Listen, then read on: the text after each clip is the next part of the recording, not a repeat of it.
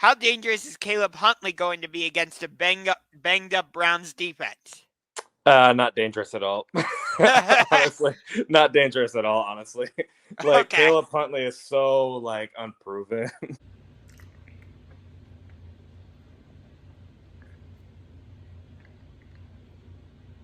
You know when they say eat your own crow? I don't know.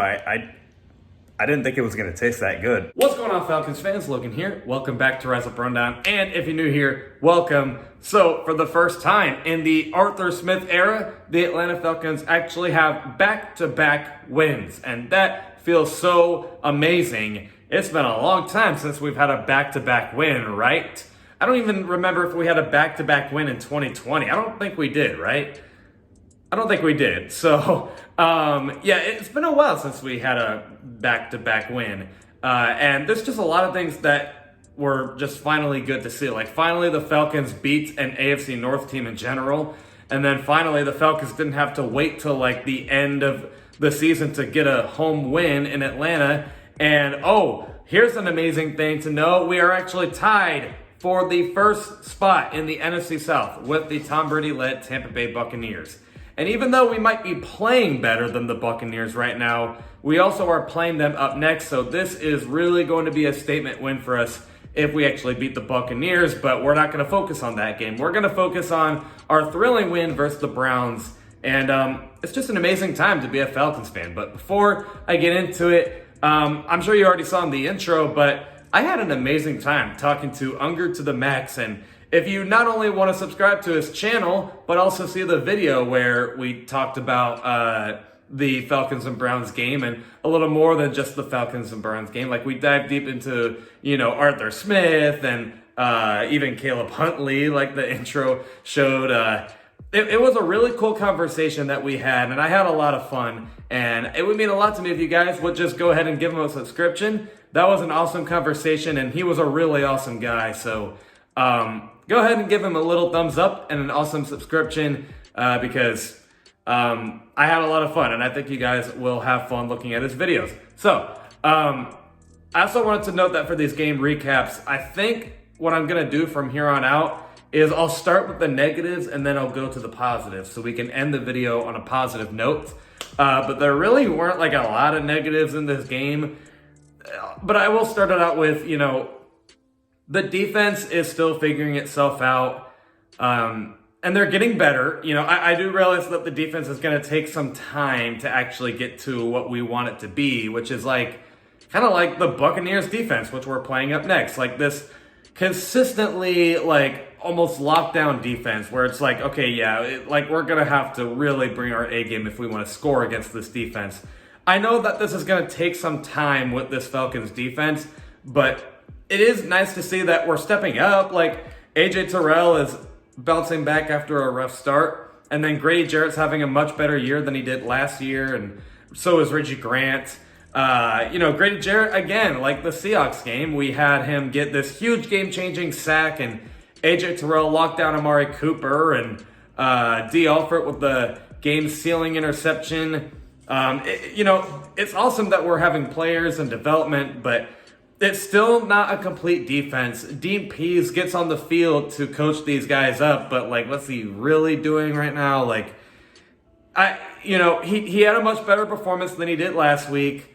And for a while the game was all defensive actually. So I guess he had a good game until the end, per usual. But Dean Pease, he's gotta improve too.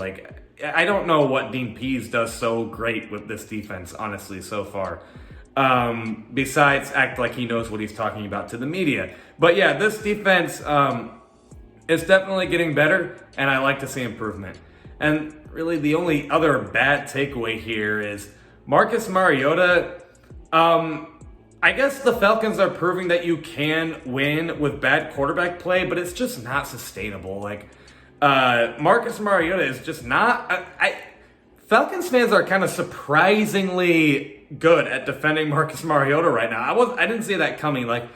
It seems like a lot of these comments, and not even just my videos, but even all over Twitter or the Instagram comments, wherever the Falcons post, it's just everywhere. They're why is everyone hating Marcus Mariota? He got us a win. Why is everyone hating Marcus Mariota? He got us a top 10 offense.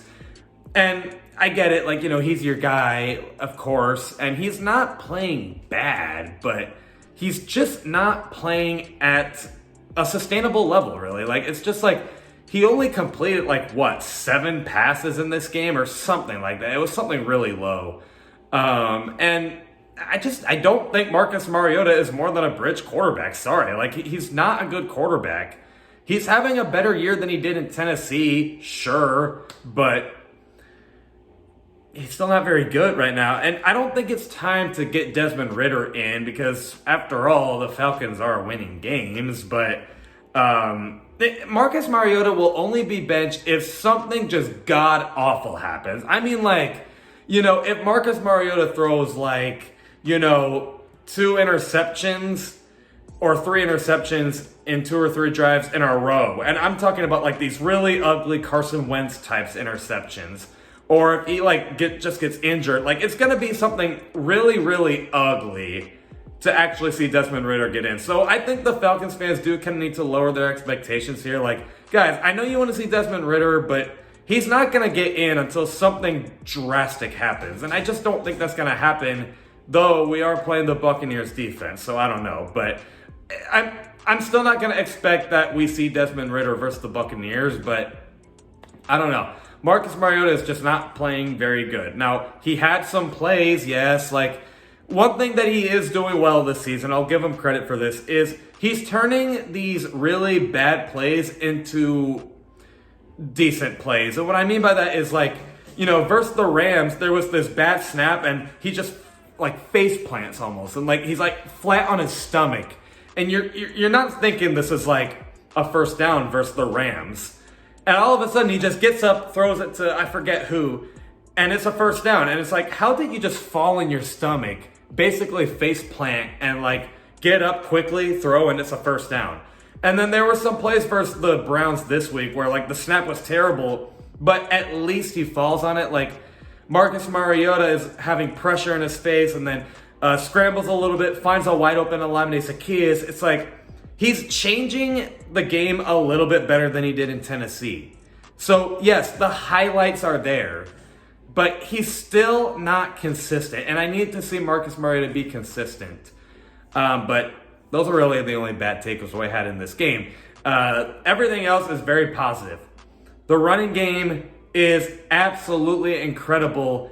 I know Cordero Patterson is out, but hey, I'm not worried. We already saw what this Falcons running game looked like without him. We were fine. Caleb Huntley was really, really good. And then Tyler Algier, I actually didn't even know he had an 80-yard game until yesterday. I looked it up. I was oh, he actually had 80 yards. I didn't know that. So yeah, this running game and the offensive line and how they're grading, didn't Chris Lindstrom get a 97 something grade with PFF? In other words, this run game is kicking some butt right now. They are absolutely dominant. The offensive line is killing it in the run game. Our receivers were always built to be these great run blockers, but they're killing it. And then the running backs, Cordero Patterson, he will be missed. We do need him back, but I'm not too worried. Tyler Algier and Caleb Huntley had an awesome, awesome game. And Arthur Smith knows how to coach these running backs. So I'm not worried about this running game. This running game is awesome. And, I know I kind of already talked about the offensive line, but that's also my other takeaway is the offensive line. Maybe I shouldn't have apologized for overrating the offensive line. I still don't really know if they're a top 10 unit, but man, I don't know. They're playing all right. I know Myles Garrett was out, but this Falcons run game is obviously great, and part of it is because of the offensive line. And, Marcus Mariota is having, some time to throw the ball. And I know I talked about Chris Lindstrom with the 97 grade PFF, but I did not know that Caleb McGarry was having the season that he was having. I'm forgetting his grade that he got, but it's up there somewhere. And I guess I was wrong about Caleb McGarry. I was saying Caleb McGarry is just going to be who he was, and I don't think we're going to see him next year. But it looks like bulking up in the offseason actually was important, and I guess I overlooked it. So I guess I'll just, raise the white flag and say, yeah, I apologize for Caleb McGarry. He's much better than he was. And then Jake Matthews is still doing good. Drew Dahlman, obviously there's some bat snaps here and there, but for the most part, I think he's a good center. You just need to fix that left guard situation. And then another positive we can take away here is the Falcons are actually finally learning how to close games. What?